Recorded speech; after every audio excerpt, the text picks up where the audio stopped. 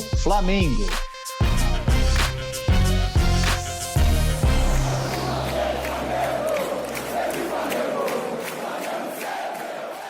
Patrocínio Brahma.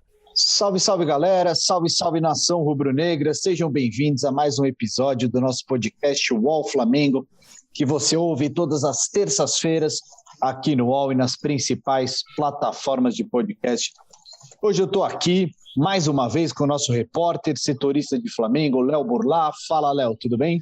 Fala, Pedro, tudo bem? Vamos lá conversar bastante sobre o Flamengo. Mais uma semana quente, fim de semana com troca de comando, vitória em campo depois de 2 derrotas seguidas, ambiente um pouquinho mais sossegado na Gávea. Vamos ver quanto tempo dura.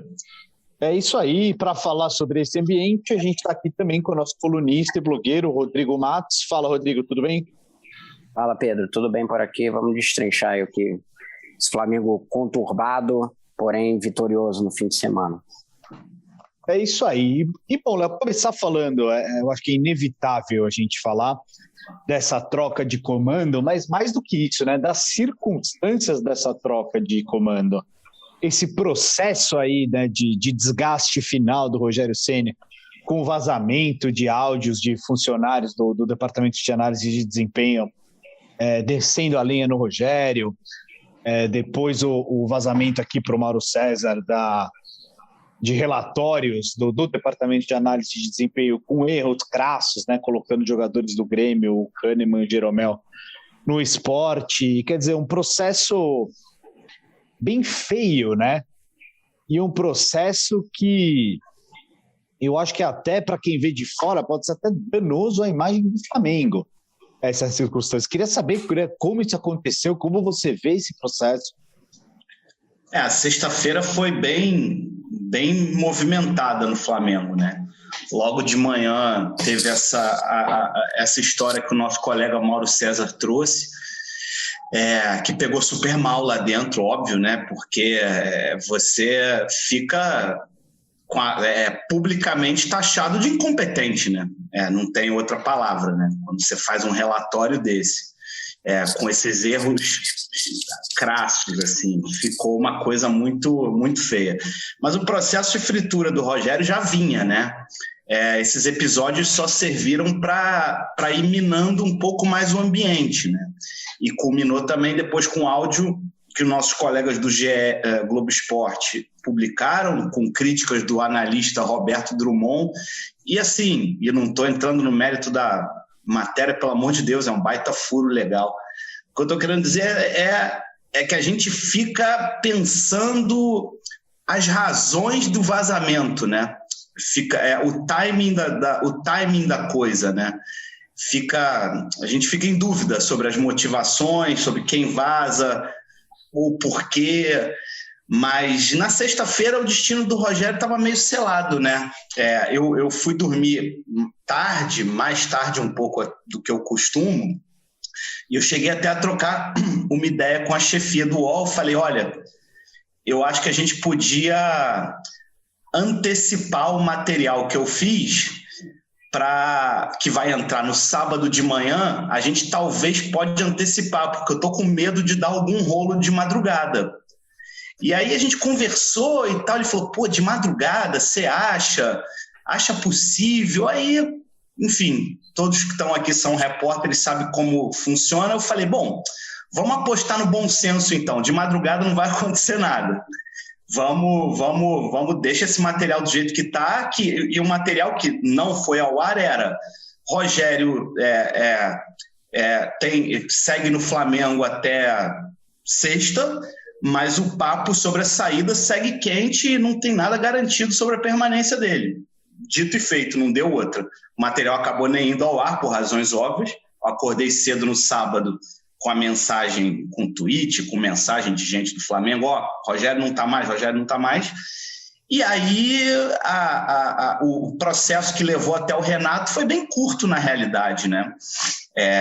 Eu passei o sábado inteiro falando com o pessoal do Flamengo e estava muito evidente que no próprio sábado isso ia se desenrolar, salvo uma grande zebra, assim. É o que me falaram. Salvo se o Renato vier pedindo, quero trazer 200 pessoas na comissão técnica, quero ganhar 200 milhões de reais, quero um contrato de 10 anos, coisas que não iriam acontecer, evidentemente. Então, o processo foi bem rápido.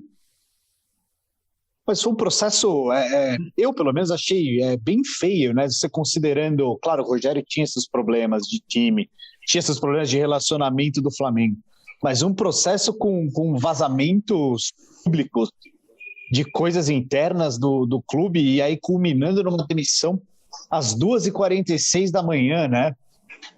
Eu acho que é indiscutível, né? Eu pergunto para você, Rodrigo, o Flamengo poderia ter conduzido esse processo de uma forma diferente, poderia ter, talvez, abafado esses vazamentos, esperado amanhã do sábado, ou você acha que depois que estourou tudo aquilo, também não tinha muito para onde correr?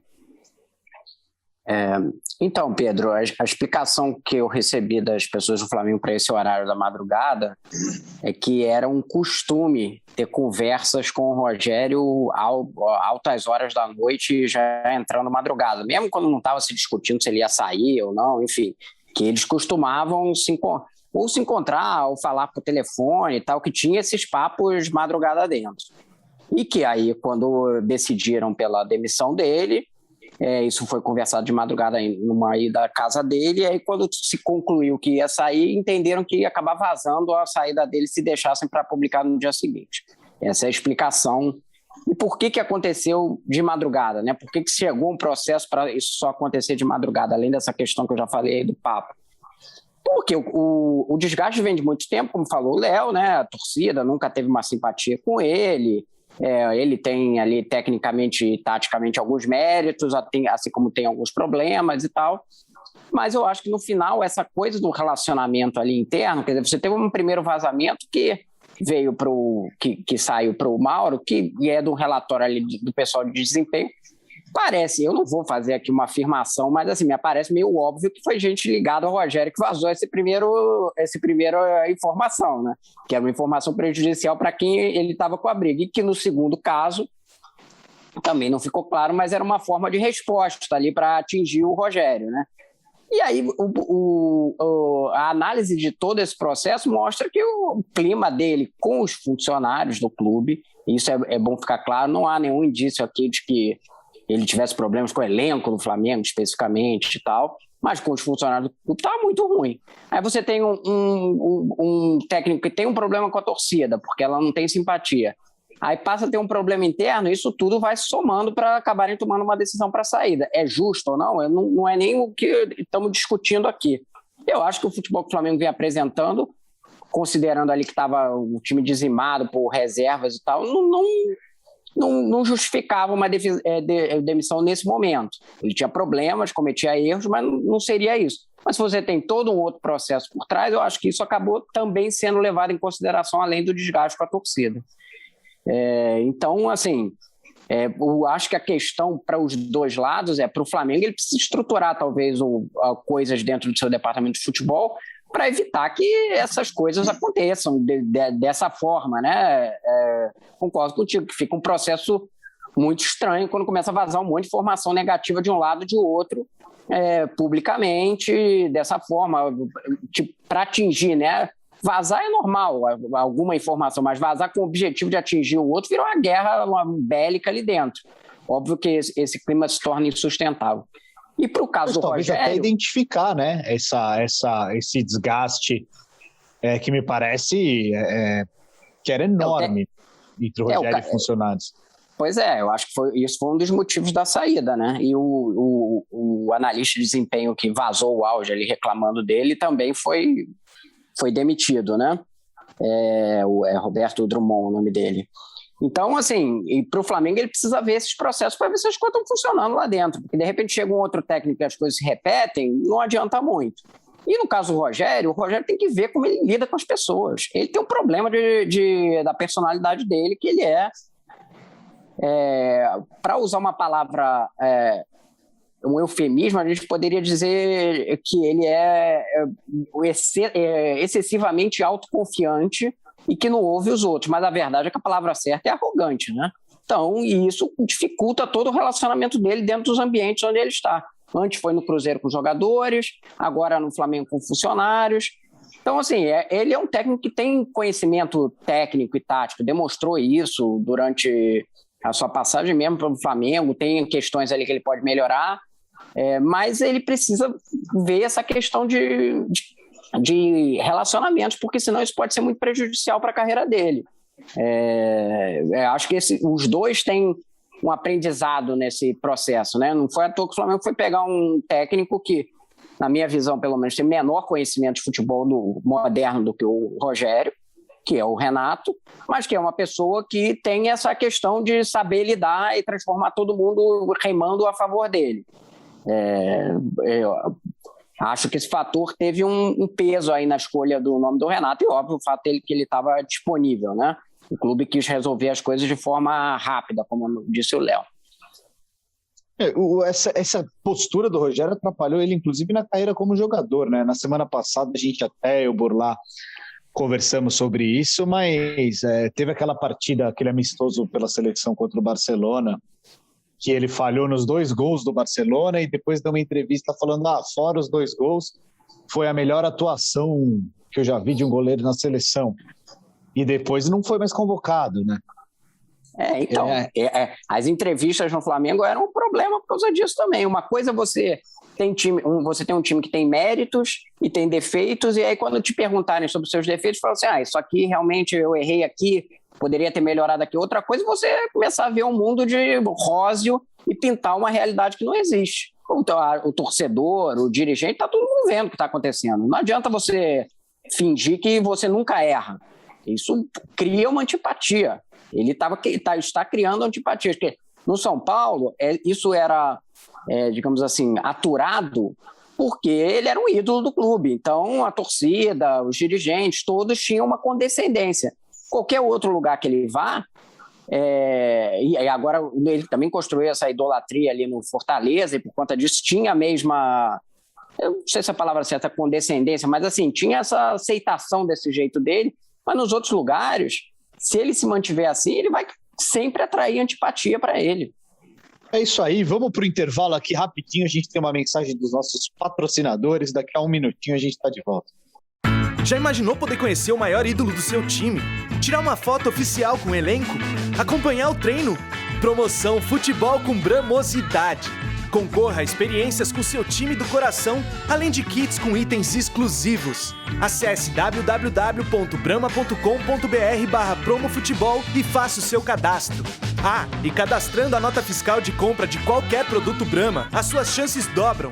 Participe. Confira o regulamento no site. Beba com moderação. Salve, salve, galera! Estamos de volta aqui com o nosso podcast UOL Flamengo. E aproveitando esse gancho em cima do que o Rodrigo falou, né, que o Rogério tinha essa tolerância maior com as entrevistas e com os comportamentos dele no São Paulo, no Fortaleza, onde ele construiu uma idolatria.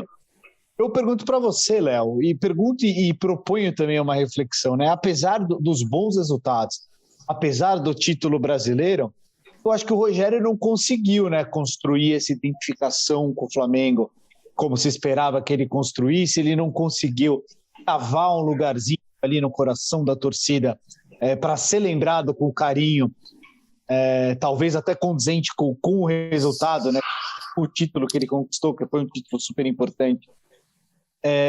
Ele não conseguiu criar essa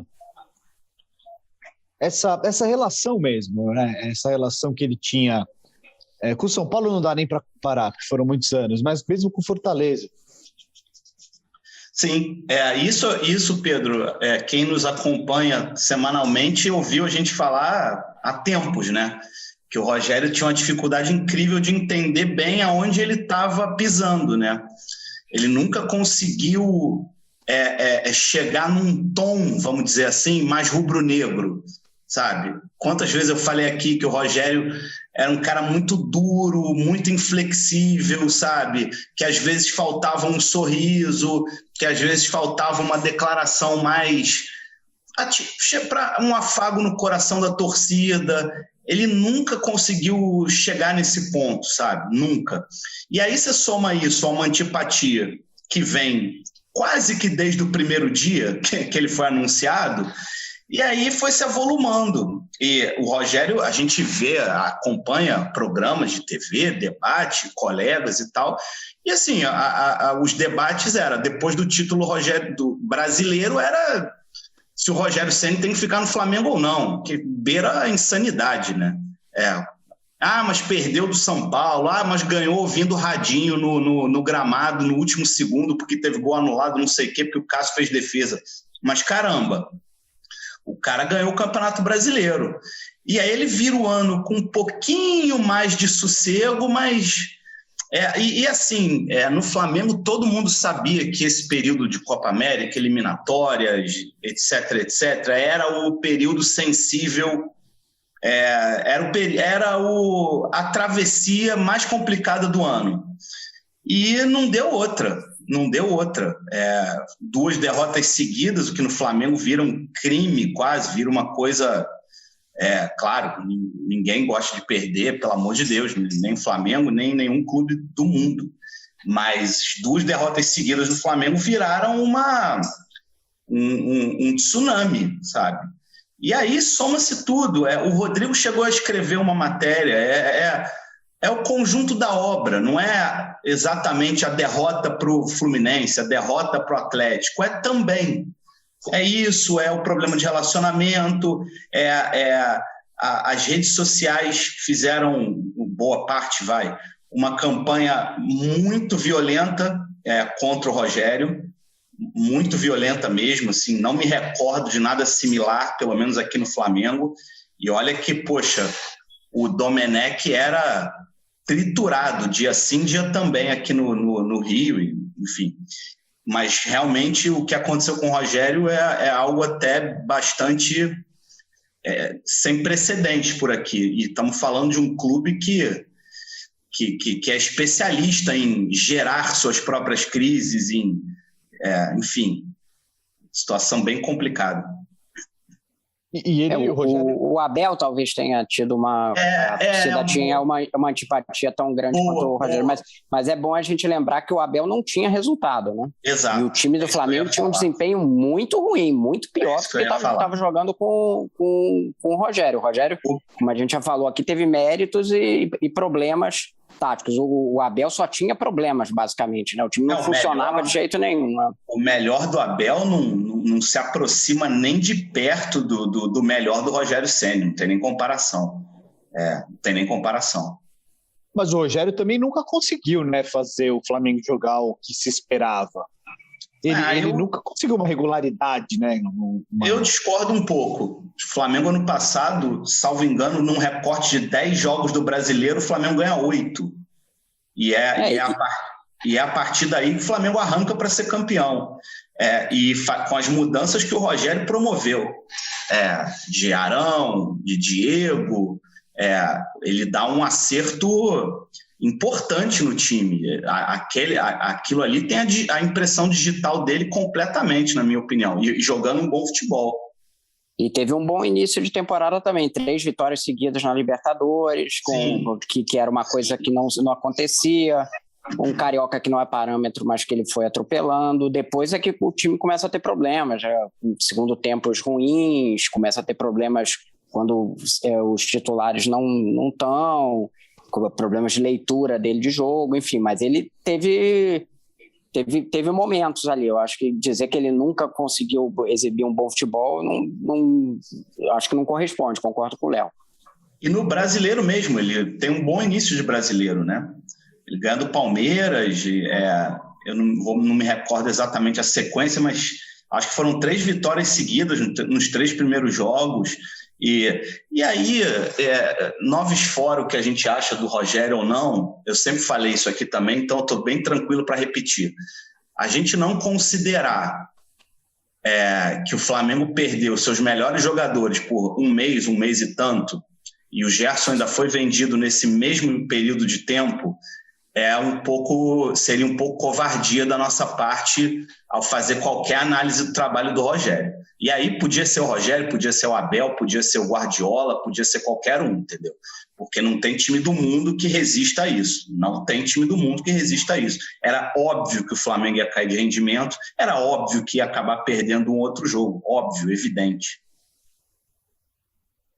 Sim, e aí trazer a discussão para essa troca para o Renato. Rodrigo, você falou até dessa questão de relacionamento, dele unir os jogadores em torno dele, mas é o que você falou também, né? O Renato é um técnico, digamos assim, mais old school, né? Do ponto de vista tático, do ponto de vista de conceitos de futebol.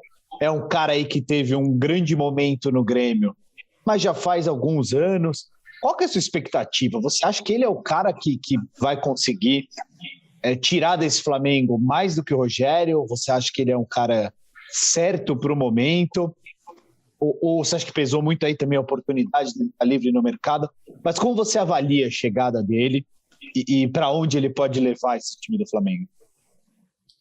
Eu acho que o peso da oportunidade foi decisivo aí na escolha dele, né? O clube vive um momento meio decisivo da temporada, entendeu? Que não tinha como ir buscar uma coisa que você ficasse pesquisando, entrevistando, que talvez fosse o ideal se fosse um início de temporada. E a gente olhando a carreira do Renato, que é muito longa, a gente só lembra do Grêmio, né? Mas ele passou por vários clubes durante vários anos e ele nunca foi um treinador que fosse muito diferente da escola brasileira, que ali, né, distribuição de coletes, uma tática, o técnico que cria o ambiente e que tem algum conhecimento tático ali. Ele dá uma virada na sua carreira, de fato, no Grêmio, que é um ambiente que ele conhece muito bem, que ele está mais ambientado do que o Flamengo, né, porque é ídolo máximo, então tinha assim como o Rogério, por exemplo, São Paulo, tinha uma aceitação, né, grande da torcida. E ali ele começa a apresentar coisas diferentes, pegando um Grêmio que vinha do Roger, né?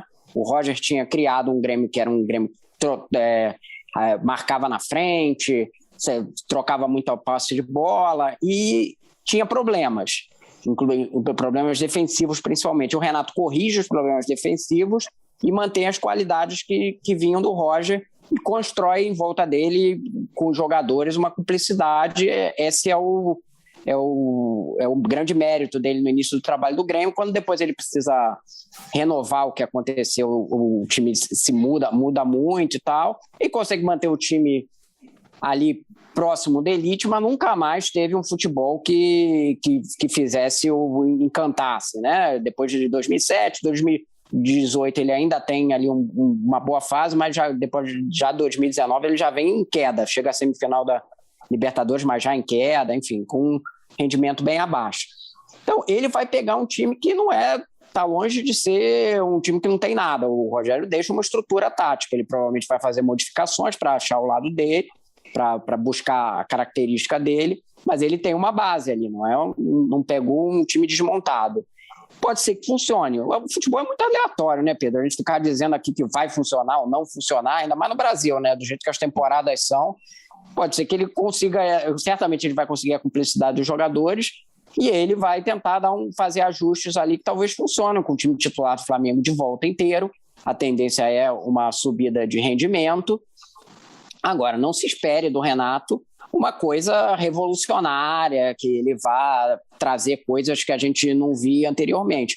Mas ele já demonstrou no Grêmio, pelo menos, ser capaz de fazer um futebol que marque pressão lá na frente, que tenha circulação de bola boa, que é o que o Flamengo precisa ter, com posse de bola e tal. E um dos problemas é que ele tinha muito pouca penetração, né? O Grêmio, em determinado momento, não fazia gol, né? Ficava girando a bola de um lado por outro, estilo Espanha, né? É um problema um pouco até recorrente nesse último trecho do Ceni, né? Curiosamente. Eu discordo, Léo. Acho que o Flamengo chegava bastante, é que não conseguia fazer gol, né? Errava muito conclusão a gol, né? O jogo contra o Fluminense é emblemático. O time teve 14 finalizações no primeiro tempo. E aí perdeu o jogo no segundo tempo. Depois de perder um monte de gol na cara ali. Então, enfim, eu acho que criava bastante até. Tem uma coisa que eu acho que pesa também no Renato, além do mercado escasso, no Flamengo, as pessoas dizem, né, em conversa, não, a gente até olhou coisa fora do país e tal, mas como quem olha quase que como um desencargo de consciência, sabe? Porque o que alegaram para mim como é que eu trago um gringo agora, faltando 3, 4 dias para Libertadores, aí daqui a 2, 3 meses tem eliminatória, me tiram mais 5 jogadores, como é que eu explico para o cara? O cara enlouquece em 2 meses, sabe? E o Renato, acho que pesou, além dele ser a bola da vez, ele estava meio evidente, mas pesou muito também essa performance dele em Copas, né? Se a gente considerar que o Flamengo tem uma certa distância já no Brasileiro, embora se ele ganha os 2 jogos que ele tem a menos, ele fique a 4 pontos do líder, que é uma distância aí sim plausível, mas já denota uma certa aposta também nas Copas, né? Na Copa do Brasil e na Copa Libertadores. E o Renato, ele é mestre de Copas, né? Ele é um cara que tem bons resultados recentes e até lá para trás. Ele levou o Vasco bem frágil à final da Copa do Brasil em 2006, ele foi com o Fluminense para a final da Libertadores, então acho que também tem uma certa aposta no mata-mata, né? Então, Léo, mas aí eu acho que ele vai ter um problema se ele fizer uma gestão no Flamengo como ele fez no Grêmio. Sim, concordo. Se ele chegar no Flamengo achando que vai ficar poupando o time no Brasileiro para acabar em 5º ou 6º, garantindo vaga na Libertadores. Aqui não vão aceitar. Para apostar tudo em Copa. Primeiro porque não faz o mínimo sentido você ter um elenco que é o melhor time do campeonato e você abrir mão do campeonato, né? Eu já não acho que fazia sentido no Grêmio, quando ele tinha um bom time, ele podia ter batido de frente contra o Corinthians em 2017, ele ter largado o campeonato. Mas assim, no Flamengo faz menos sentido ainda. E tenho certeza que não vai ser aceito pela torcida. Se ele começar a botar time reserva para jogar no Brasileiro, ele vai criar um desgaste para ele. Eu concordo, aqui não vão aceitar, tenho certeza disso, até por isso que você falou, o investimento e o nível dos jogadores que ele vai receber impedem que ele tome essa medida. Com isso eu concordo plenamente contigo, não vai ser aceito isso. O que eu estou querendo dizer existe já uma distância razoável, ele pega o time com uma distância razoável para o líder. Eu acho que é muito cedo, Léo, para a distância que está posta aí, com os jogos faltando, ainda que o Flamengo ganhasse, empatasse, vai ficar 6 10 pontos, mas tem 2 jogos a menos. Digamos que ganhasse, empatasse um jogo, ficaria 6 pontos, faltando 3/4 do campeonato quase inteiro. Desculpa, eu acho que não é nem razoável a distância, é só uma distância, enfim. É isso aí, obrigado, Léo, obrigado, Rodrigo. Esse foi mais um episódio do nosso podcast UOL Flamengo. Teve a apresentação minha, Pedro Lopes. Hoje eu contei aqui com as participações do Léo Burlá e do Rodrigo Matos. A edição de áudio é do Amer Menegassi e a coordenação é do Bruno Doro e da Juliana Carpanês. É isso aí, sigam aqui com a gente na próxima terça-feira. A gente está de volta já com a primeira avaliação do trabalho do Renato Gaúcho, o desempenho do Flamengo aí na Libertadores e muito mais informação. É isso aí, muito obrigado pela companhia e um abraço.